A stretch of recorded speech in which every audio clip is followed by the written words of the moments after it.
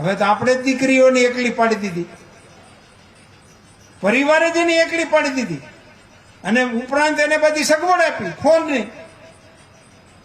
અને પછી 400 મહિને સમાચાર આવે કે કાલ બપોરથી ફોન નથી લાગતો. એ હવે નથી લાગવાનો. ગાતા ગાતા આપણને કહેતી હતી, દાદા એક તો એવો વરના ગોતજો દાદાજી, દાદા હો દીકરી વાગડમાંના દેજો રે સહી. ગાતા ગાતા દાદાઓને બધું સમજાવી દેતી હતી કે અમારા માટે આવું આવું કરજો. હાલતો તો આપણો વ્યવહાર હાઈ ક્લાસ. હવે એ દાદાને નથી કહેતા, બાપાને નથી કહેતા, માને નથી કહેતા, અને બધાને મૂકી અને લંગુરની પાછળ વ્યા જાય. આ વિષયને ગંભીરતાપૂર્વક આપણા સમાજે લેવાની આવશ્યકતા છે. કુટુંબ વ્યવસ્થા, ઘર સભા અને એમાં દીકરા અને દીકરીઓની વચ્ચે પરિવારમાં સંવાદનું વાતાવરણ વધારે નિર્માણ થાય એ દિશામાં આપણે પ્રયાસ કરવાની આવશ્યકતા